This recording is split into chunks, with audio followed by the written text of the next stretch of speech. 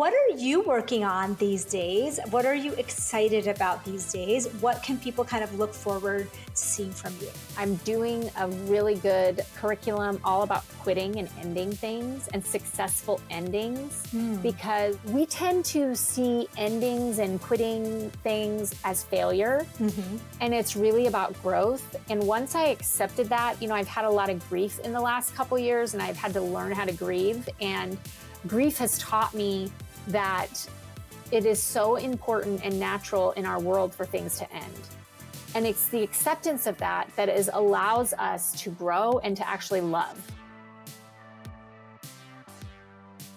Dr. Sasha Shillcutt, I am so excited to have you on the Save Yourself podcast.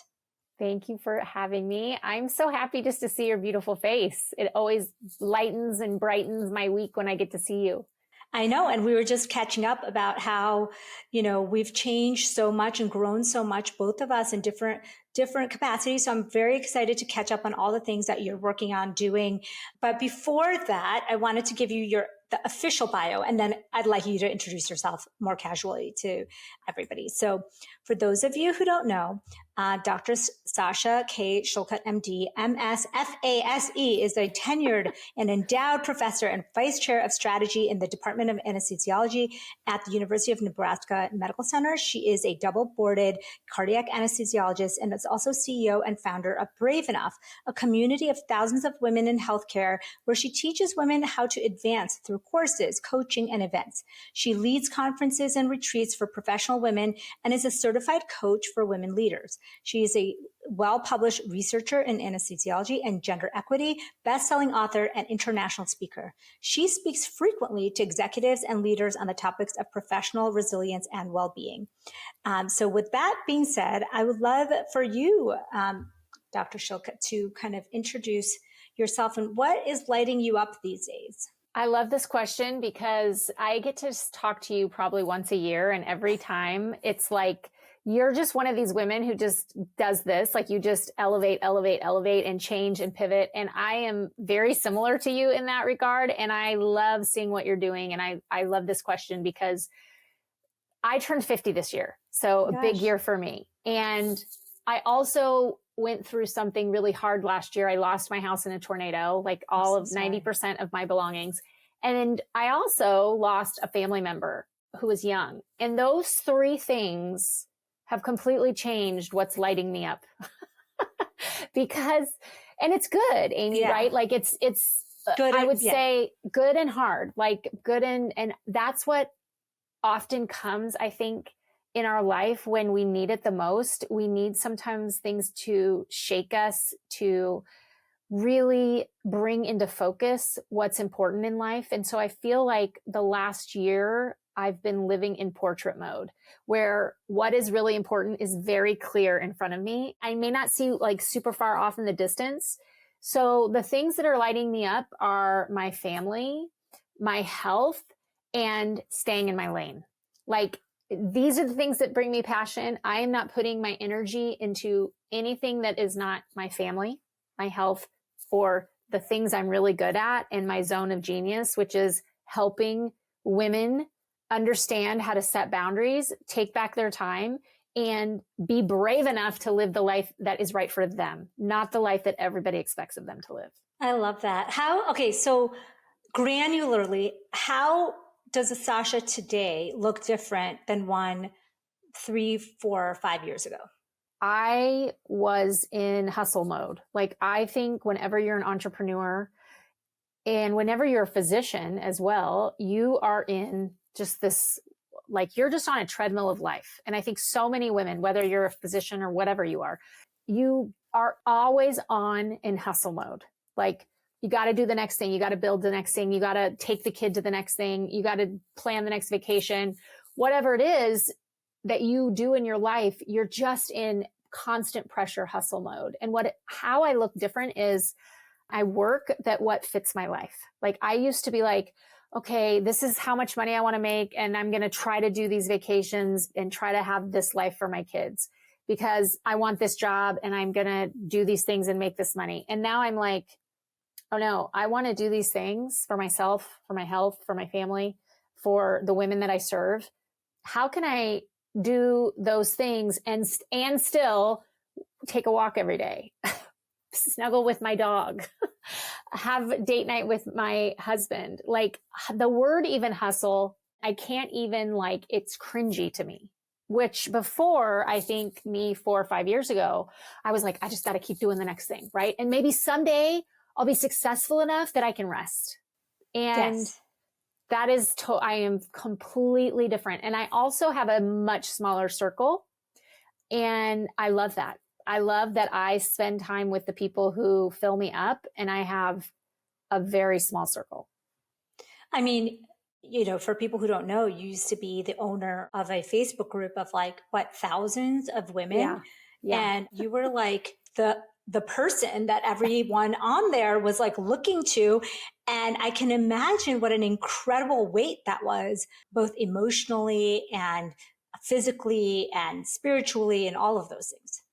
It was such a blessing, and I treasure that group, and I treasure the time that I spent in that group and moderating that group and nurturing that community. I treasure it, and I don't look back at it with anything but love and affection.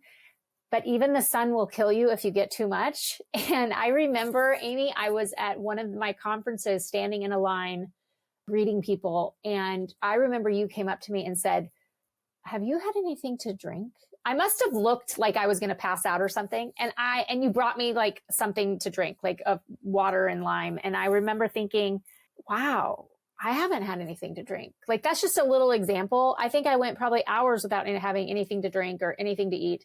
And that was normal to me. Like, I just was in service mode and on like, I'm here for everybody. If it's 3 a.m. and you send me a DM and I wake up at 5 a.m. and I'm going to work out, I may only work out for 15 minutes because you really need me to answer this DM. So I'm going to spend 30 minutes pouring into you. And also, you have to understand most of the messages I would receive were really heartfelt. Like, I'm going through this hard thing. I'm being abused. I just got fired and I'm the breadwinner. What do I do? So it wasn't like people asking me random questions. It was heartfelt things that people felt close enough to me and entrust me enough to share with me. But it was becoming really unhealthy for me because I had this vision that I had this thought and belief that like only I can help this person. So I have learned so much about myself and how to set boundaries for myself around success, around what I say yes to, what I say no to. And I mean, I don't have to tell you, you're all about health, but honestly, if your health is your wealth, and if you don't have your health, what do you have in this world? So putting my health back in the center has been life-changing for me. Putting my family back in the center and putting myself back in the center, obviously, has been awesome. Well, I remember, and this happened a few times. I mean, that was your conference, and you said it's like a wedding, but like it was literally like a concert where everyone's trying to get a piece of you in like a minute of your time. And I could imagine, I could just see it on your face, and not that you showed like any kind of distress, but I could tell that you were like overwhelmed with the people who actually loved you and wanted to be around you. Yes. And so I think that if you could, I mean, you have a special gift though. So if you could come back and use that skill, like you said, in a way that feels better for you, I mean, that is definitely your gift. Like the fact that you're able to communicate with so many people. But what is it that you had to do? Like, what are the mindset shifts? So if you're, say, there's a doctor, or even not a doctor, someone who is a woman who's super overwhelmed, who's closing in on 50, who's feeling like, I got to make a change. Where does she even start? I think that you have to start with spending daily time with yourself. I tell people this all the time. It is the key to your health. It's the key to your relationships. It's the key to your job. It's the key to everything is solitude. And it doesn't have to be like this huge, deep, spiritual, hour-long process every day, but it needs to be routine time alone. It is the number one thing that I coach women on right away, because everyone has 30 minutes in their day. You probably, and if you don't, look at your phone and see how much time you're on social media. You have 30 minutes in your day to unplug and put your phone in a different room, like leave your phone wherever, go outside and go on a walk around your neighborhood, or go wherever it feels good to you, a sunny window, and anywhere, and spend 15 at minimum minutes in solitude. What it does for you is it's like taking your it's like doing a little wellness check on yourself and calming your thoughts and getting really in touch and present in the moment. This is life-changing, because in that moment when everything else kind of fades away, number one, you're going to realize what you feel. Do you feel uncomfortable? Do you feel pressured? Do you feel stressed? Do you feel anxious? Do you feel sad? So many times we don't process our emotions or our feelings. We just kind of push them down and do the next thing because it feels good to do that. We're so good at doing tasks and doing, but we're not good at being. So in that still moment, like, anybody can do it. It's free. You don't have to pay. You don't have to join a gym or hire a coach. You can just spend 15 minutes. And then the next step is journaling, is like writing down, like, I'm worried about this. I feel bad about this. I'm anxious about this, or I want to do this, like I wish I had time to walk every day. That's going to start opening up like what you really want in life and what you're not doing for yourself that you desperately want to do. And then you're going to start getting the courage to do that in little tiny steps. And it's truly life-changing when you start your day or you end your day, maybe if it's better for you at night, in that solitude. Yeah, I love that. When I remember that about 2 years ago, when I started to really dive deep into this world, I went on a podcast with David Guillaume, who does a lot of Kabbalah. And he said, well, yeah, to grow in a creative business and a creative space, to really give what you want to give, you need to keep 20% of your day free. And like, I was like, 20%? That's crazy. That's like 2+ hours a day. And he was like, yeah. He's like, if you're that person who's like always on the go, always in a rush, always schedule the next thing, he's like, you won't be able to know, one, what you want. You won't be able to reflect on the conversations you had. And you might be having an amazing conversation, but you can't let it go, continue it, because you're scheduled for the next thing. And you and I both know, we learned in medicine, and maybe, I don't know, that we had to be always scheduled and productive. Otherwise, it's like we're not worthy, or we're lazy, or we're not really giving it our hardest. And when he said that, I was like, okay, I'm going to give myself permission, and exactly in a different way than what you're saying, but like exactly the same outcome. I would spend a little time in the morning, little time in the evening, maybe a workout in the middle of the day, and maybe like put some like spaces where I actually could just reflect and have some extra time in case I needed, something was really great conversation, or I wanted to do something creative, or just go for a quick midday walk. And it's like a game changer. Like you said, like you start to actually understand what you actually want and where you want to use your time, and get in touch with, and not be just like in your head all the time. And don't you think that it's so counterculture to really like teach people that and say it's okay? Because we live in a hustle culture, especially in the United States, and I think if you are someone who travels outside of the United States, you don't realize it till you land back in the United States and you're like, whoa, everybody's pushing and on it. Even in the airport, it's our airport experiences are different. But I remember my mom once telling me, I think it was like 5 or 6 years ago. And I was like, I have a really long day and I have to do this and I have to do that. And she said, well, you should get up double early then and spend twice as much time in prayer and with yourself. And I was like, whoa, what a concept, right? Like when we're at our busiest, when we feel the most overwhelmed, that's when we tend to cut out sleep, cut out rest, cut out time alone. But that's when we actually need those things. That's when we need time alone. We need to make the healthy meal instead of getting the fast food. We need to go on the longer walk. We need a longer walk when we're more busy, right? Like we need more sunshine when we're stressed. But we live in a society that is, our worth is so tied to what we do and how much we can achieve and how fast we can achieve it and how much money we can make. And I cannot tell you how much happier I am being out of the golden handcuffs of making money doing this and this and this and this and this and this. I mean, when you are an entrepreneur, you could just, you could work 20 hours a day, right? And I just feel like it's such a hard concept to understand, and because it's so counterculture. But once you get it, you're like, oh, I'm so much healthier when I take that time. I'm so much more creative. I'm so much more productive, actually. I just spent a week at our favorite place to go in South Carolina. We have a little home there. And I came back with so many wonderful creative ideas and connections and things I want to do because I gave myself that whole week to just be and not do. And we don't gift ourselves that enough, especially I think as women in society.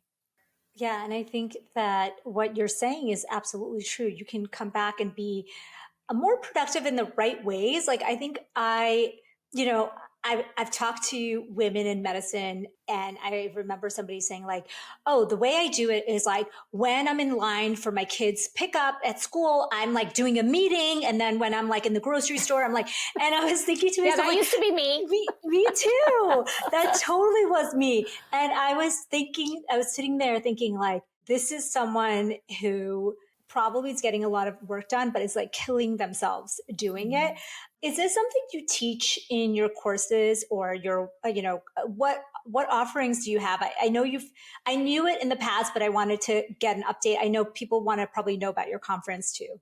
Yeah, so I have a conference every year in Scottsdale, Arizona. It's the end of September for professional women. And it's an amazing event where I schedule in rest. So I schedule in the afternoons off because I actually want you to enjoy the resort, enjoy the spa, lay by the pool, have someone bring you something fun to drink or eat, or I want you to take a nap in your hotel room if that's what feels good, or hike or whatever.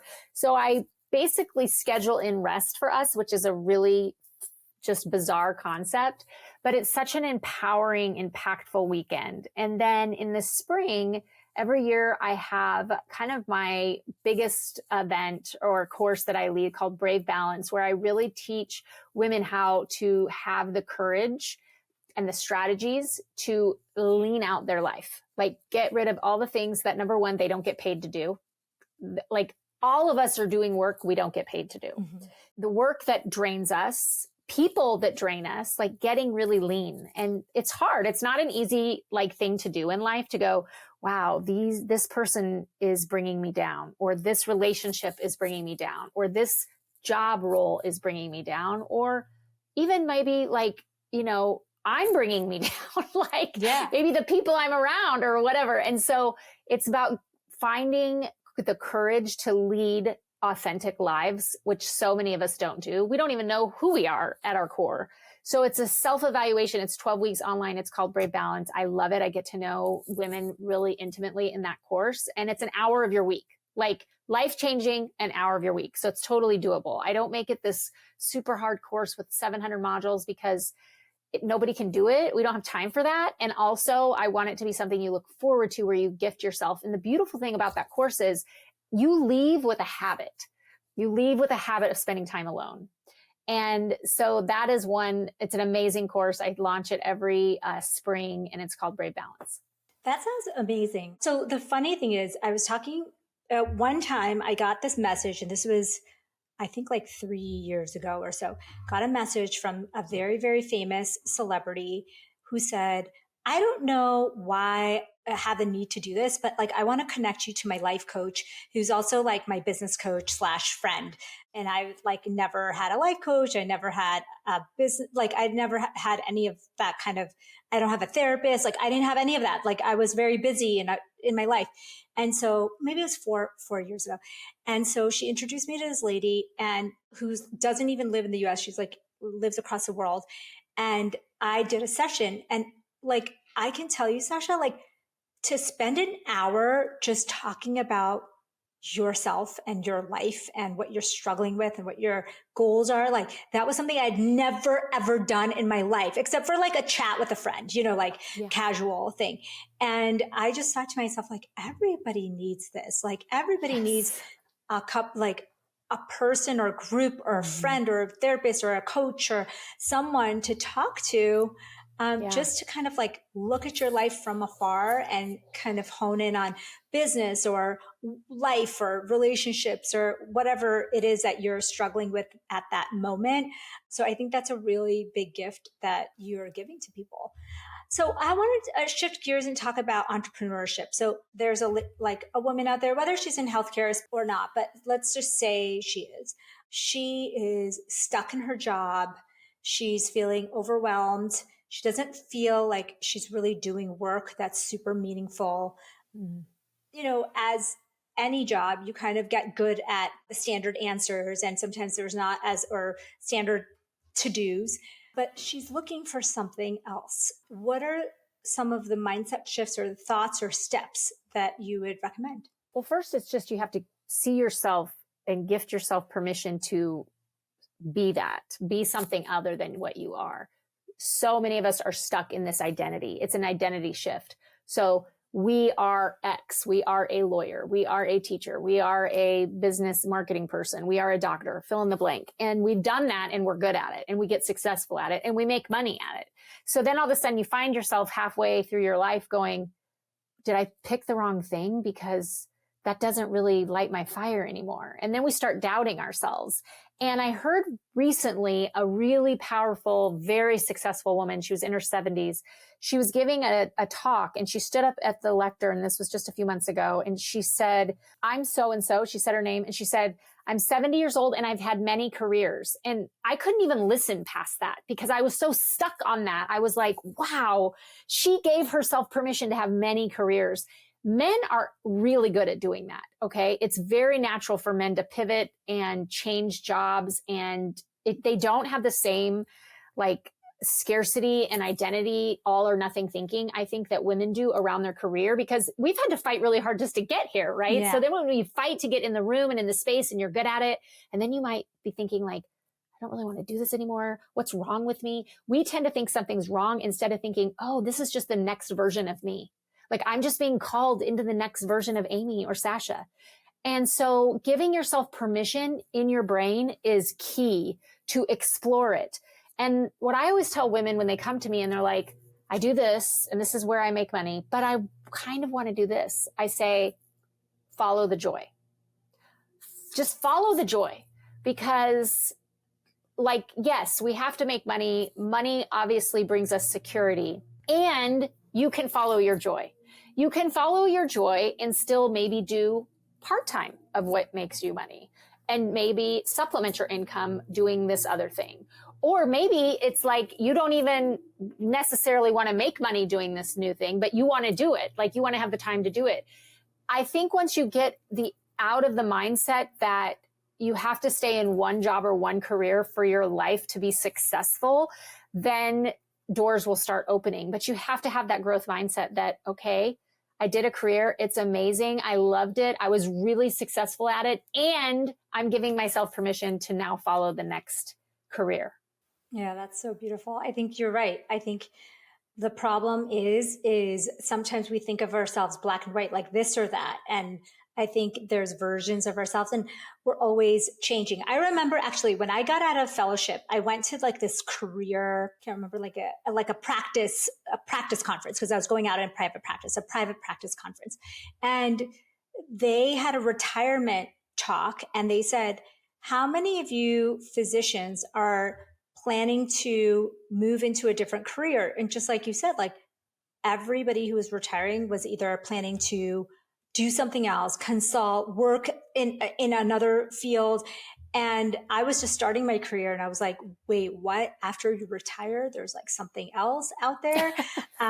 Unfortunately, when I started my private practice, within a year of starting, I was like, okay, no, this is not it. Like I have to do something else, because I loved seeing patients, but I could already tell that I was starting to like know what they were going to anticipate, what they were going to say, know like what I was going to say to them. It wasn't like the challenge was fading very fast and I didn't have the opportunity to like talk about all the things I love, like nutrition and health and mindset and gut and like hormones and all that stuff. So I think that's so, so important. Are there like pivotal things that happened in your life, either early in your career that made you realize that you wanted to take this uncharted path? Because I think you were one of the first people that I know, at least in my medicine kind of circle, that really did take an alternative career path. And I don't think you probably had a lot of people to look at in front of you to be like, oh, no, I'm going to be like that. I did not. You are correct. And I was one of the first. And I think what for me, it was the combination of two things. Probably around year 5 to 7 of my career, I started burning out because I was on the fast track to success academically. And I started getting really unhealthy and unhappy and thinking, is this what I'm going to do for 35 years? I don't know that I can keep this up. At the same time, I started noticing gender inequity for the first time. Like I started noticing men getting ahead doing half of the energy that I had to put into things. And I started getting turned down for things that, quite frankly, there's no other explanation other than the fact I was a woman. So I did not really see it. I know it was there, but I just wasn't aware of it until then. And I am not someone that is going to be held back. That is not my personality. Good luck trying to hold me back, because I will plow ahead. I will figure it out. I am just a person who figures things out. And I wish sometimes I wasn't, believe me, I wish I was not that person, because it doesn't come without backlash and all of those things. So when people would say, you can't do this, I just was like, well, if you're not going to let me do it in this system, I'm going to figure out a way to do it on my own. So that and the burnout, those kind of came together to start a community. And I mean, I tried starting the community, honestly, in my institution, and I was told, you don't have this expertise. You don't know how to lead women. You're not a leader, blah, blah, blah. And I was like, okay, well, that's fine. I'll just go do it on my own. So now I have learned that one of my core values is independence and is autonomy. I love autonomy. So for me, I had to figure it out on my own. I had to figure out how to do things. And again, I just can't be held back. I am not someone that likes to be held back or likes parameters. I'm someone who just likes to plow my own path. So those things made me start thinking about, what if I owned a business? How could I own a business? Is that even an option for me? I didn't know anything about business. I had no idea what being an entrepreneur was. But I saw other women doing it in other fields, not in medicine, but in other fields. And I thought, I remember honestly going to get my hair done and asking my hair, stylist, do you own this salon? Do you pay rent? How does that work? I asked her all these questions, and I remember thinking, if my hairstylist can own a business, why can't I own a business? Why couldn't I figure this out? And so I think when you kind of give yourself permission, again, you can overcome that mindset shift, and you want something bad enough, you are going to be able to figure out. Women figure things out all the time. Women are so good at figuring things out. We figure out problems. Our kids can call us half of miles away, and we'll figure out how to solve their problem for them, right? But when it comes to seeing our own self as more than one thing that someone has told us, this is who you are, we struggle with that. So once you overcome that limiting belief, you can really do anything. Yeah, I remember somebody said, talk to people who think it's easy. I know you probably feel the same way, but what I was I'm just a doctor. I don't have any expertise. I've never taken a business class. I literally took 0 business classes ever. Yeah. I took stats. That was a pre-med requirement. That was the closest thing to outside of science. And so for me, I was so overwhelmed and felt really unequipped. But then I talked to some people who had businesses and were doing this, and they were like, it's so easy. And I'm like, oh, really? It's easy. And then the more you talk to people who it's just like us, if somebody asked you, how do you do this thing in anesthesiology? You'd be like, oh, it's just easy. You just, da da da. And that's how people are in that world. So I think that's kind of one of the biggest eye-opening things for me is I didn't realize that it could be easy if you just kind of talk to people who've done it and learn from them and say, like, why is it easy for you? Like, what do you do to make it easy? And also, like you said, I think the biggest step that you said, I feel like I need to hear this because I think everybody needs to hear this over and over again, is really giving yourself that space to learn, to be curious, to talk to people. And like, if you're always on the go and trying to like go on this narrow path, you're never going to see the opportunities around you. So no. What are you working on these days? What are you excited about these days? What can people kind of look forward to seeing from you? I'm really excited about how clear my messaging is becoming.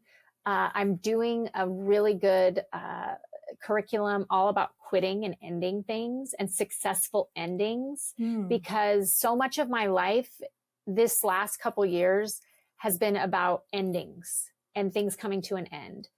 And I have investigated and kind of studied this, and I'm so excited to share with my community and the women. I'm sharing at my conference. I'm talking about it at a retreat I'm leading in January, and in my courses, like all about how important and natural it is and healthy for us it is to end things, whether that's a relationship, whether it's a job, whether it's a limiting belief you have about yourself that you just need to end and quit.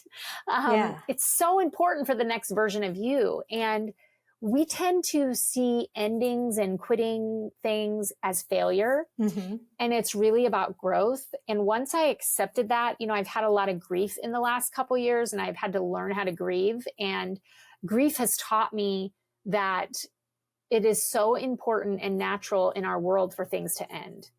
And it's the acceptance of that allows us to grow and to actually love. Like, love is so close to grief. It's so intertwined. And that is something that I've been learning, and I cannot wait. I've been sharing it with my community for the next several years. I'm doing a podcast on it. I'm just excited to teach that concept. Just to backtrack just a little bit, because you mentioned, your losses over the last year. Can you talk about that at all? Like, what was it like? What were you going through? What happened, if you feel comfortable? Yeah. So 2 big things happened to me, I would say, that pulled the rug out of everything that I've had as comfort. I work in a space that's life and death. So I do open heart surgery, heart transplantation, lung transplant. And oftentimes when I'm driving home at the end of the day, and I'm sure you understand this as a doctor, I would say to myself, like, well, at least I have my family and my house. Like, my house is, I live out in the country. It's all green space. We have nature trails. We've built this dream home that is a refuge for me. And my family is something that I don't need to explain. Everybody values that. And about 2 years ago, we lost my brother-in-law, who was 45 yeher old, healthy, dropped dead of a lung clot. And my whole family, we were like very, very close to my sister and her husband. It was my sister's husband. And so our families, we vacationed together, everything. And that just kind of got ripped out from underneath us. Like, the loss of him was huge.